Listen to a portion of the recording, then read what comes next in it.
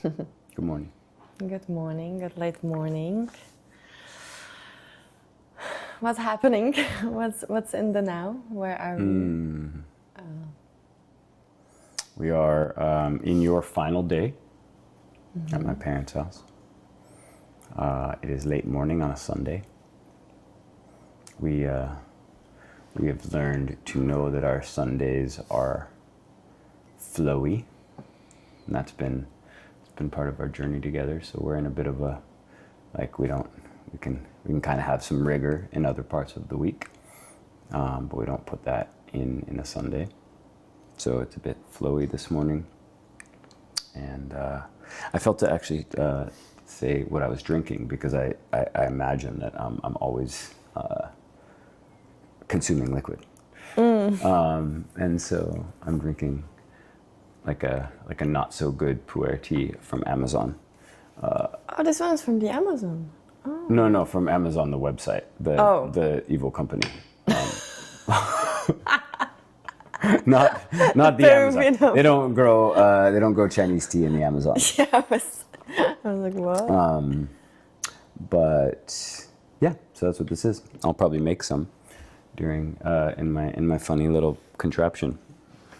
So I felt to say that's what I'm doing. I have maybe it's a good lead in to truth, because I've realized for some time that I certainly work with the hungry ghost in my life. There's a consumption desire, and there's a recognition that I'm working with that a lot, and maybe as I age and get older and more able to hold my center, I won't need to consume as much. But tea, and to some degree some other things, but tea is one of these things that I just allow myself to consume in great quantities, because it satiates something in me, and then it doesn't wake up that. So it's like kind of feeding the beast. I just kind of realize that's something that I work with, and if I can feed the beast tea, it's generally happy. So that's why you see me drinking so much tea.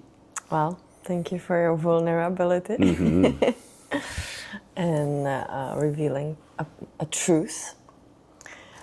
Beautiful.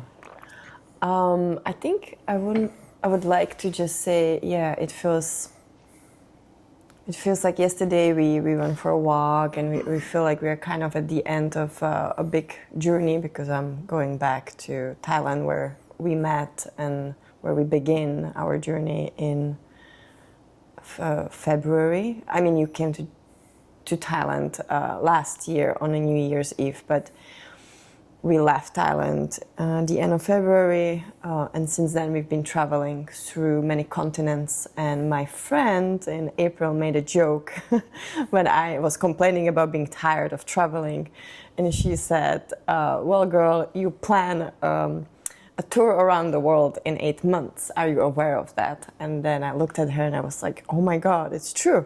It's literally traveling around the world, because we've been like in all the continents, and now not all the continents, but the major continents, and it's like a real tour around the world. So I'm feeling that. I'm flying tonight. Let's not forget that Australia and Africa and Antarctica are major continents. Yes. Just shout out to those A's. Yeah, those that I haven't seen yet, but yes, absolutely. Yeah. So next time maybe we can add these continents and then really claim the tour around the world. But still, it feels like, I've never done this 360, and so I'm feeling that, and I'm feeling that we're also we've moved into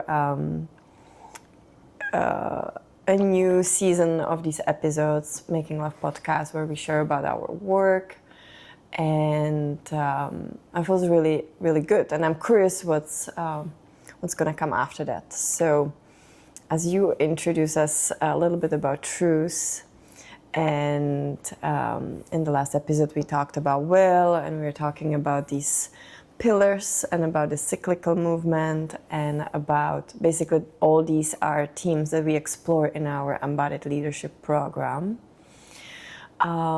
Let's just dive into the topic of truth. And I mean, so big. So I'm like, where do I begin? May I? Yeah. Yeah. Yeah, sure. Do you have an idea? I do, just because you just mentioned this around the world tour that you were in the middle of and stressed out, and that there's a way where, as we had started that, you went to the Netherlands to see Nicole at a stressful point. We'd been in Czech, we'd been in your homeland, and the world had felt small. Like, I would say that there's a way where it had been so heavy, and we'd been doing so much, and we were really, and it wasn't close to the end yet. We could feel that. It was like, oh God. And you went to see your friend, your sister, a priestess, like an incredible human who loves you very much. And she essentially gave you a truth. And what that truth did is it expanded you into the reality of what you were in. And that allowed you to rest. And it didn't make it different or easier to navigate what you had to navigate. But truth in that moment, it was just a moment, it was a gift. Nicole gave you something where it's like, hey, you're in a thing, you're in a cycle, and it's difficult and hard. And so, like, get here for it. And then you could have been like, no, or like you could have been like, I'm the best or whatever, but you didn't. You chose to be like, whoa, right. There's a lot of travel that it's not done. And of course I feel like I feel. And now let me arrive to it in a better way as best I can, even though it'll still be messy. So to me, that's a good introduction of what the concept of a real truth can do. It doesn't expand our story, but it just might kind of pop the bubble of our limited individual narrative that we're telling ourselves, where we're so sad and life is so bad to us. And essentially, it pops the bubble on the victim narrative. And then we're like, right, like, this is all happening for me, and it's not easy. Yeah, that's great. And that brings me actually into, so it's basically the help of the truth. And then there's like two things which comes to me when I hear you. One is... Do you want the truth pick? The truth pick. Let's put it there whenever it's needed. So that brings me. So yesterday we kind of touched this theme, but so it brings me there with this truth pick, or around dinner with the truth pick. We got this truth pick at dinner last night at a mediocre sushi meal, but with good oysters. Yes, and I think it's for cocktails and not picking the tooth, Yeah. but that's what they gave me to pick my tooth. Brings me to I think there's something about humility when you receive a truth.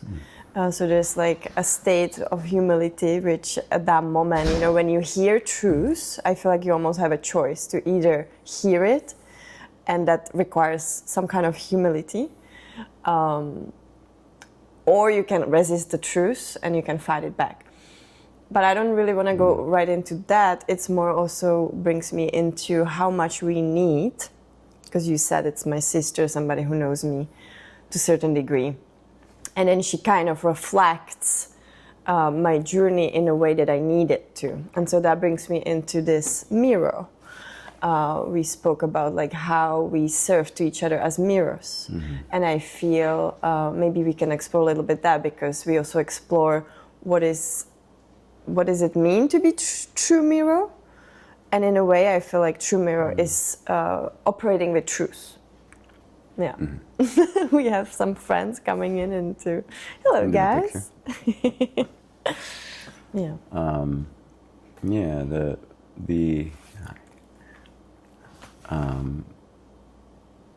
The mirror piece, I think we touched into it last night.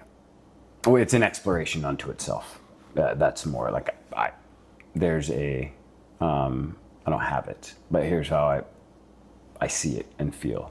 I think that there's a true just way of like, there's a way where Earth as a place and a planet and a time is kind of a mirror place. like in the shamanic framework, they called it the middle world. It's a reflective kind of place. She shows you back what you're giving her.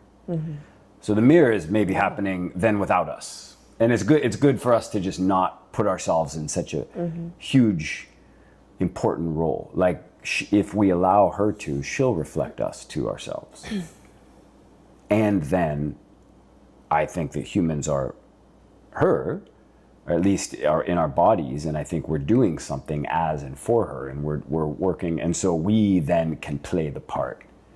So we can be good mirrors. It's not all we are, but we can choose to mirror at times, and we can choose who we mirror to. And then some of us, we talked about it last night, we mentioned like, how I think of the Jesus story is I think that man was a mirror for an entire moment in history to what people, like what was happening and what maybe our collective was capable of. And he was bringing this idea of love, and then we killed him. And however you think about that, it was a moment that reflected something back based on an action that happened. And so he played this massive role of him as a mirror. And then we think of him, and then we think of the spirit of him in a certain way. And I think that there's a lot of figures that kind of do that. For instance, and I see Donald Trump very much as a mirror for some part of the American consciousness in this moment right now. It's like, it's kind of hard for me to miss. That doesn't take anything away from the good or the bad that the man does, but he's mirroring something. So that's how I think about a mirror. And then I would just say, then there's something really beautiful and intimate to me about being someone's mirror that you love. And it's not an easy thing to do, actually. It's really hard to be a clear mirror, because often it requires speaking a truth that doesn't want to be heard, or that pops a bubble, or that breaks a story. And most of us aren't good at hearing truths or delivering them. And so we're not so good at both looking in the reflection or being the reflection. So maybe I'll leave it there. I think that also now, so as I'm listening to you, when you spoke about this mirror, what I hear is it's a reflection of something that, and I think because, I feel like truth is so vast, and we could speak about so many things when it comes to truth. But I think what we are kind of exploring a lot in this third pillar is the truth that we hide from ourselves. The truth that we are allowing to sort of be in the shadow, in the obscure, like we are. And so I think this mirror at times also is acting, and as you said it, to me it was like a specific mirror that is revealing. And I imagine that, because mirror can also mirror the beauty, like it can also mirror the beautiful truth. And then it's probably like up to us to be like, is true actually good or bad? Like who says? Can I say a piece there, or are you?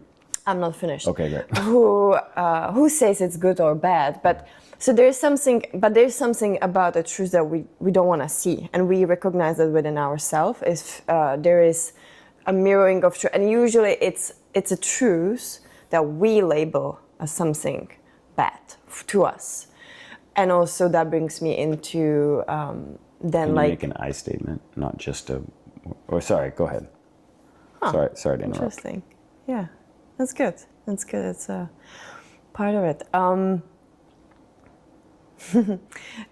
Brings me into seeing. I lost it. Sorry. I really lost it.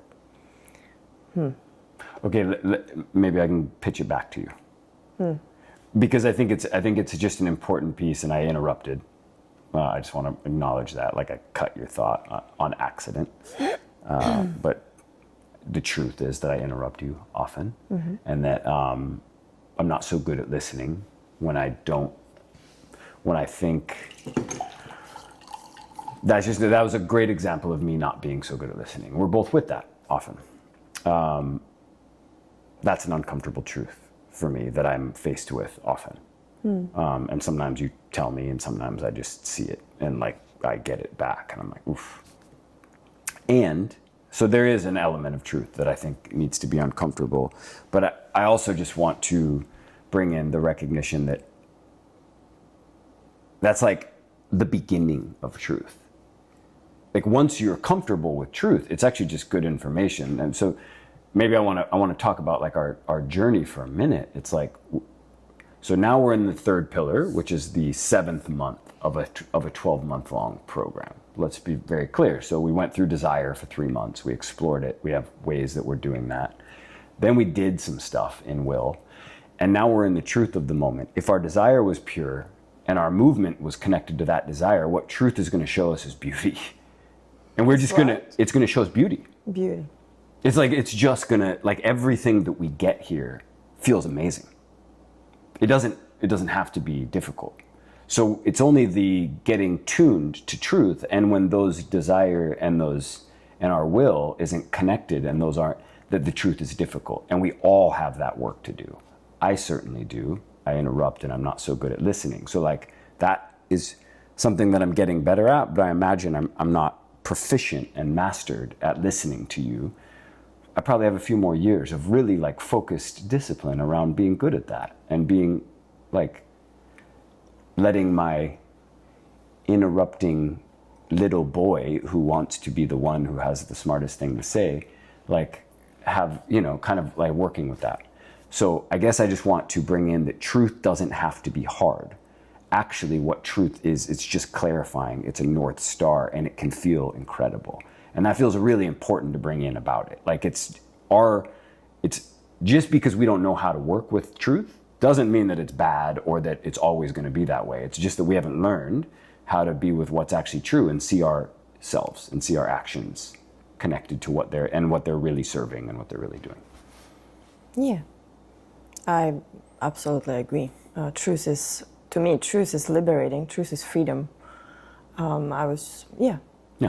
So I think I was just exploring and I would get into that truth is subjective, that truth is something that there's objective and subjective truth. Ultimately, truth to me is freedom. In my culture, we value truth. It's like in all our symbols. It's people be true, people speak true. So for me, truth is freedom, and you can manipulate with truth, and you can cause, can cause harm with truth. I also want to say truth is subjective, and it is depending on me. How do I operate with truth? So that brings me into what I was saying before. There is a moment when a truth is revealed to me. I probably know it's true. Only I know it's true. Because I feel it, how it affects me. And in that moment, I have a choice. How do I operate with the truth? Whether, if it's showing me something that I'm being untruth within myself, therefore I'm not. And I think often it's not about lying, it's about I'm hiding something away. I'm putting something out of the light. So I think this reflective part also, it's like, it's a light. It's like you shine a light onto something. Can I understand that? Can I ask you a question? So you're seeing the truth, and then can you say a little bit more about what's being hidden away or the light? Like what? Are you changing it? Like what are you doing with it? So you're like, oh, I'm seeing a truth, and then whatever's happening there, are you changing the truth and then reflecting it? What's that? Like if I see a truth, and then if I see a truth and then decide no, and then what's the next thing? Then you're resisting a true reflection. You're resisting some light shining into a part of you that you didn't want to see, or you're being shown a part of reality that you are not wanting to see. So in that moment, I think you are like aware, and you're like, oh my God, like let me be humble, let me receive this. This is good for me. This is just a light into more light, so I can have more light in my life. So I don't have to be living in darkness or in with many shadows following me that I'm avoiding.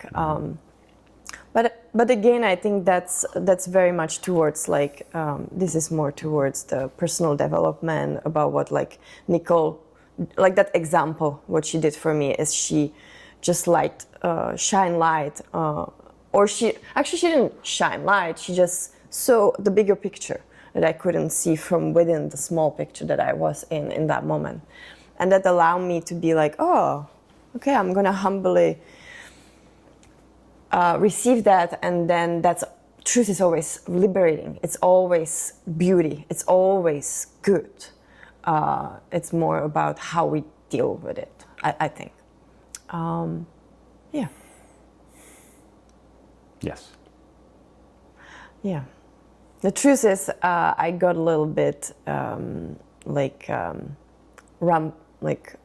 enroll in it a little bit, and then this interruption kind of, I was like, whoa. It's good. So this is a moment. Can we model?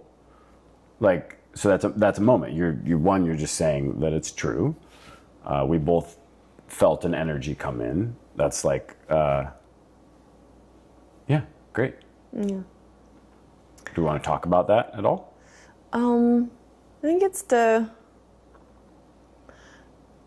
I wonder. No, I don't think so. I don't want to like take us too much away from the topic. So Great. maybe do you want to share a little bit more about how we work with the truth, or like more like you mentioned this movement and how we come to this moment of truth. I would love that. And what's happening there after the desire and the will. And now the truth is there. What's happening in this moment, in this pillar? Yeah, I mean, so I think there's, first, in the unfolding of truth, what we have in this journey, these 3 steps, are we begin with seeing what is, essentially, seeing what's actually happening, and what part we're playing, and loving it. So and I think it really, at any point in life, we have the ability to see ourselves. And oftentimes when we haven't made good friends with truth, and we've maybe, so I would say it's like I would go back and I would just say at that point that you're talking about where we're given a truth, I would agree. And then I know whether it's true. And then it's light. It's like, I think I want to take a moment to just talk about what happens if you don't turn on that light. So if you're like, no, I don't want that, it's that we are in some more darkness. And this is what most wisdom traditions, that moment is what is that moment is meeting the devil at the crossroads. That's the Luciferian moment. And all of us have sold our soul a little bit at points, or other people have sold it for us, or there's these moments where we just lose little pieces of ourselves. It's there. So we're given a truth. We can't take it, or we can't live it, or we can't follow it. So I think that's just a good moment. So it is freedom, but freedom is difficult. And and so then going back to our journey, the first thing is seeing the truth then. So we've just come through in our leadership program and in this flow of the year, 6 moon cycles where we explored desire, grabbed desire, we moved. And now the first step of truth is to spend some time just seeing what is, but it's compassion, because it's actually, if you do this really well, it feels so good because you don't take yourself so seriously. So you have to kind of let go of whatever egoic framework. You still get to do whatever you want, but you just get to kind of see yourself in the play of life. And that's an important step. If you don't do that, then you haven't touched truth. once you see yourself, now the work gets, there's actual like movement work, and that's the shadow work. That's like the Jungian place as we have it. So then we work with it in accountability. It's taking accountability in self first. It, like, everything happens inside. There's nothing that has to be done in the outer reality. Actually, it can all be done. But then you end up making things right, apologizing, quitting jobs, becoming a better parent, recognizing that your business isn't on mission. There's all these things that can happen in the shadow, and that could take a long time. There's a bunch of work to do there, and it's going in to the journey. And so that's its own whole thing in truth. So there's a lot of movement to do in truth, but kind of like desire, from an energetic standpoint, it's autumn. It's all like, it's tending what happened. And so it's a lot of interrelational work. And then the final movement that we have in the truth pillar, and that I think it's to essentially expand your own inner truth, which is never as big as the whole truth, to fit whatever you want. It's to kind of redefine yourself and how you see the world and how you are in your own world. So you're like, okay, I'm not just the wounded chicken. I'm kind of a cool chicken. Like you can just be like, I'm not wounded anymore. Or you can start to begin to see yourself. And so in our leadership journey, it follows the arc of, and what it does is it's exploring and finding our personal myth. And this ninth step of truth is kind of where you're redefining your truth to go for another cycle. So you're giving a lot of work to just being like, what just happened? What do I have to do to make it right? Not what do I want to do? How am I gonna? It's just like, what do I have to do to be in congruence and in integrity with myself and God or Earth or anybody that I'm with, my family, my kids. So you make it right, and you kind of put yourself out of it, and then you redefine yourself. That would be the movement. Yeah, thank you. That was good how you named it. And I think I want to just kind of summarize what you said. So there is like a moment of receiving truth, then accepting the truth as just a gift. So there's like an acceptance, there is a non-judgment. So as we touched it before, I feel like there's this moment of like, no, this is just a gift for me to grow, to have more light in my life. Therefore, I choose to not judge because it's come from receiving the truth. So acceptance, non-judgment, almost being like, there's also like an opportunity of being like, oh my God, this is kind of hilarious. Or like there is also this like, I think with the choice of non-judgment, there is a possibility of almost like a playfulness to being like, oh wow, like I'm allowing myself to see myself as a separate being. It's so funny. And it can be really funny. I'm like, oh wow, I'm doing all these things. And I think, so that there's no charge there. That's important because the self-compassion, without it, oh my God, it's just like, because we are so imperfect. And as humans, that's the job. It's a tough job to be this imperfect. Yeah. But we're doing good. We're doing good work. Yes. Yeah, I think, being human, it's almost like that's what it is. Being so imperfect. And then comes this moment of like, okay, now I'm like seeing myself, let me do something with it, let me be befriending my shadows and kind of cleaning, like being like, okay, out of what is my integrity? Where is my integrity, and how can I take accountability for this and that? Because nobody else will take accountability. And so you can start to like befriend the shadows, clean a little bit the corners that you never look at. It starts to feel good, but it's hard work. Like there's like a commitment. Work. It's death work. It's hard work. You have to let go of a lot of ego attachment. You need help a lot of times. We need help. So that's a really massive work, which then ends up in an ability, and I can see it like throughout my life when I have these moments of like shedding, you know, like ego death, or certain parts of me that are just dissolving, and or other that are coming into wholeness. Then I suddenly have this ability to like zoom out. It's almost like I see myself in a situation that usually would bring me into wherever, and suddenly I can be like seeing it from outside. So there's this like ability, which I think is beautiful, but there's also like a need to be conscious of them. So I think that's what we are like bringing consciousness into. Hey, like, what if you don't take it so much from the personal that you know? Can you put on another lens and see yourself, or see what's happening from a different perspective? And I think that's very liberating. That's, I feel like, where the truth becomes like the dove, you know, like the bird. Like it can take you into the sky, and then you have this ego perspective. I think that's where the freedom comes. Because suddenly you see yourself as just a piece of much bigger puzzle.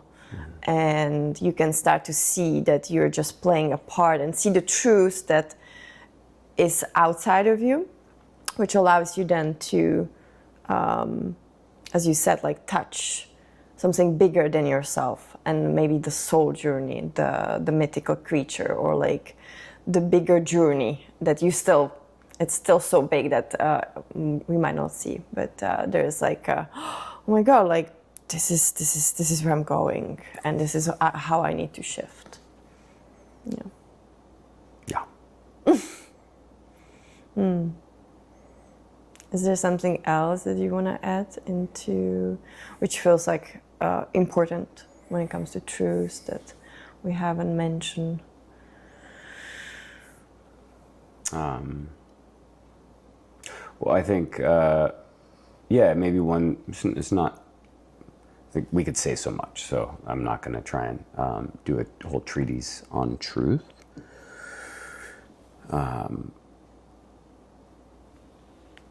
But what I will say is there's not,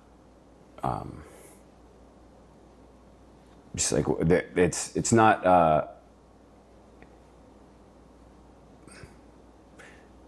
we have a war on truth, and maybe have had through the colonial story for the most part. So like, it's not, there's a reason for that,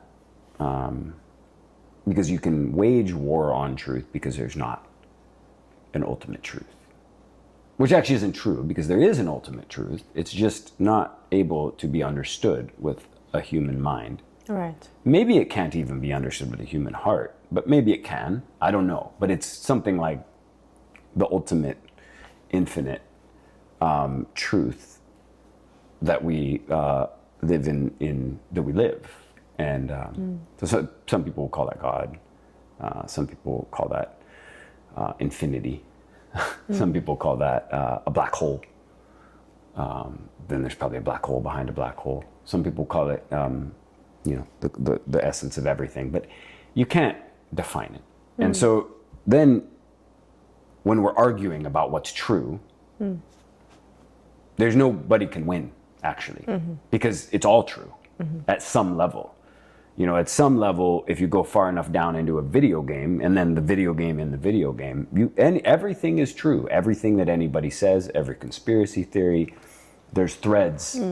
And so as we do have an ability to create truth. So we're in an interesting, reality expanding moment, also a dangerous moment. I think that we can all feel that as a species, because there is also more true things than other things. So I think that that's more of the argument. It's like, which thing is more true?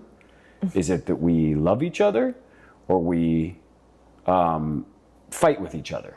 You know, like, and it's that we love each other. We know that. So that's what gets to hold our relationship. It doesn't change the fact that we fight with each other. You know, like there's these layers that hold each other. So I think I just wanted to kind of touch that with truth. Truth is a layered thing. And it's important to recognize then that we can choose which truths we listen to. And actually we cultivate through this process the ability to listen to more true truths. to touch more and to understand what it is. Like you might say that our truth, or what's coming through Nicole's mouth as a truth, is connected to what you're serving in the world, what you're working towards making. And so the one that we're giving ourselves to is kind of the one that's sending the reflection back. It's what we see. So the truth that we see then is connected to what we care about and our values and how we're moving. We don't see the truths that we don't, that aren't connected to what we just don't see them. So you and I can be seeing the same thing, and you can see a completely different unfolding of reality than me based on what you care about. So that's just a very interesting, so truth is like it's a huge thing to explore. It's not ultimate.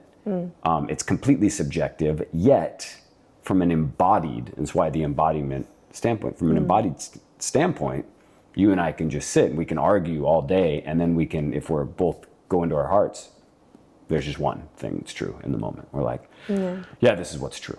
And so it's the mind does a lot of working and playing and manipulating truth. And not that the heart has it, but the heart doesn't fuck around so much. And the intuition knows when something's dangerous or when something's safe. And it's just like, get out of here. And if you know how to follow that, you leave. And it's just like, that was true. That was a dangerous situation. So the body has, in my opinion, is a much more, it's not perfect, but it's more trustworthy. I trust it for truth. I don't trust, I might trust your body. I don't trust your mind, and I don't trust my mind to give me truth. I trust earth, and I trust my body. And those are something that I'm cultivating an ability to listen to. They are super imperfect. So I'd say that. Yeah. No, that's beautiful. As we spoke in the desire, and we really like touched, or before, I can't remember, we touched on the embodiment and the body. And I told you the reason that I'm so drawn to work with the body is because body doesn't lie. And I think in its purest form, body doesn't lie because it's earth and it's connected to the cycles, and it can be affected by like our emotional body, by the pain body. Then it starts to have a signaling that might not be aligned. But ultimately, I feel like it's much easier to look at it and be like, let me see. Oh yeah, this is what I'm feeling. That's true. That's beautiful, and I think it's so true. I think that's where I'm pointing to. The body doesn't lie.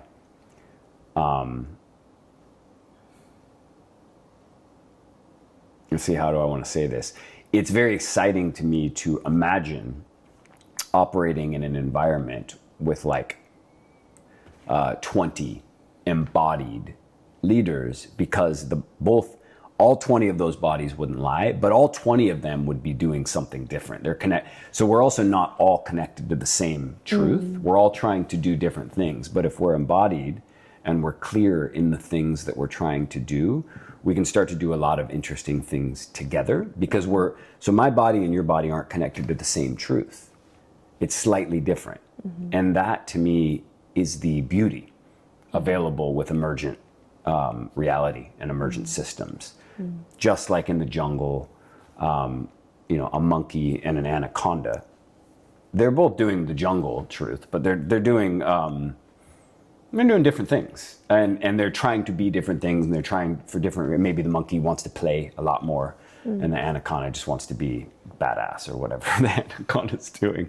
I can't touch into snake consciousness quite as much, but the anaconda's being pretty bad. The anaconda's like, I'm just going to be me and scare everybody all the time.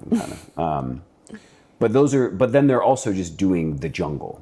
And so we are all connected to the same truth, but what makes, to me, life interesting and evolution possible and new things and really new solutions possible is that when we're embodied, we're connected to, Yeah, no, I like that.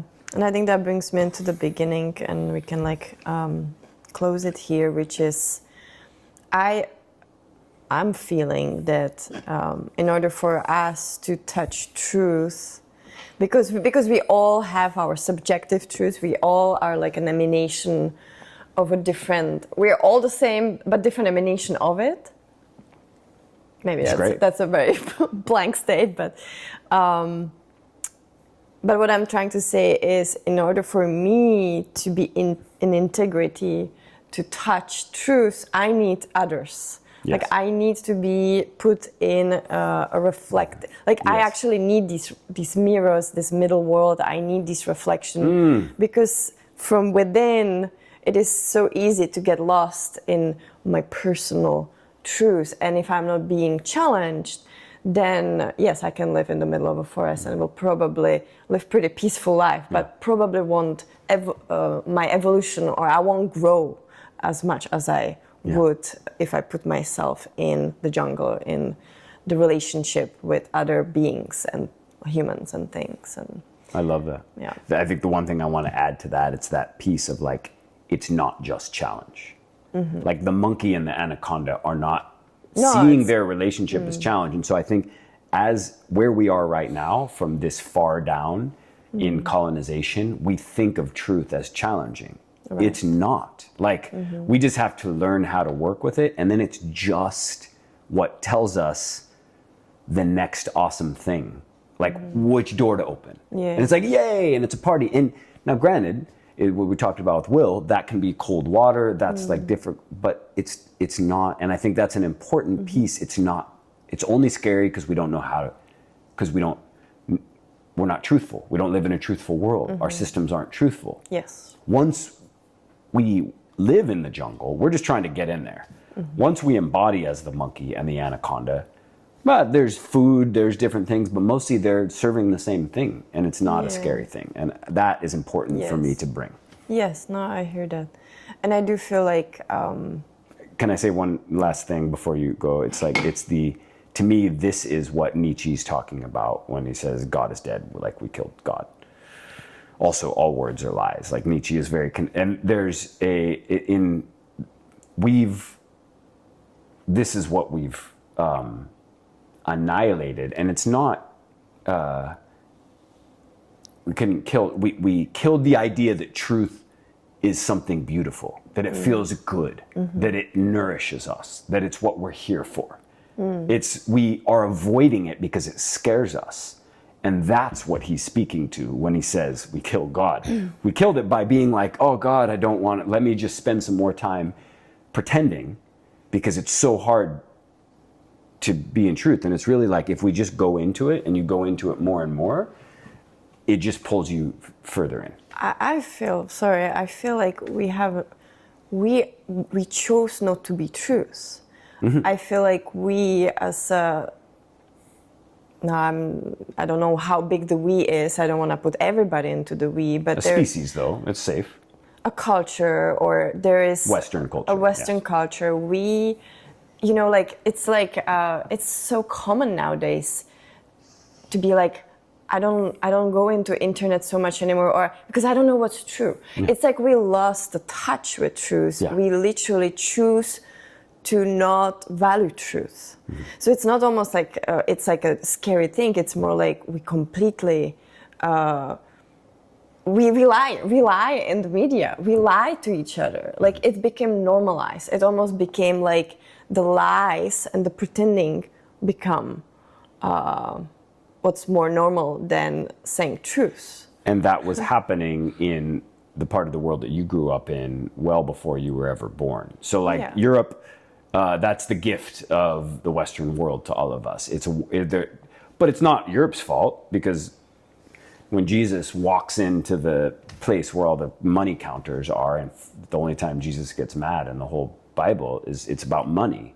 So that we're basically manipulating truth to enrich ourselves and get powerful. For most of the known mythical story that we live in, which is no more than 5,000 years old, and that is not even close to as old as the human species is, right? So we're in a small moment as a species of waging a war on truth. Again, but that's like, it's a small moment. Even if it's 5,000 years, it's a small moment. But right now, in this moment, in 2025, we can see it. And it's like, oh my God, we've destroyed truth. And so Nobody can hold on to anything. So then what we're doing in this leadership program is just connecting. It's simple. We can connect to truth together. Yeah, it can be simple when we come out of the mind, and as you said, like when we connect to the body, to the heart, together, to togetherness, to the connections, but also to everything that is outside of us. And yes, there is definitely an extreme, suddenly beauty and possibilities. Otherwise, we're not growing. We're basically just like, kind of like reset, and we become like a fossils. Like we're entropying onto ourselves, because without truth and without this beauty of light shining, the flower can't fully like take its full form. So yes, truth is beautiful, difficult, but beautiful. Doesn't have to be difficult. It doesn't have to be difficult. I think humans, there's something I feel like. Maybe right? Can we just right now? Right in this now. Moment. So it's very, and that's why at the very beginning of the distortion, I said the I statement. When we say truth is difficult, we're kind of playing into the fucked up spell that we're in. It's not. It's just that we're in a moment and we have to do something. We have some work to do to connect to truth. It's not difficult. It's just beautiful. And we can remember that. We can remember both. That's the truth. That's the truth. It is. It's just the truth. We're in a moment where we have to connect to truth, where we're being asked to embody and connect to innate truth, what guides us more than AI or the media or our leaders or our borders. We're being like, oh, let's gather together and connect to what's true. It's simple, and it takes a few years, which isn't that hard. You know, we've got a couple years. It takes a little bit of money. It takes some time. We'll have to be fed. We'll have to build some houses. But like, we can connect to what's true as a species in different pockets, and that's really what we're doing. It's not scary and it's not hard. It just feels good. Beautiful. Just feels good. It just feels good. Truth. It's fall. Maybe we can finish with it's autumn. It's the setting sun.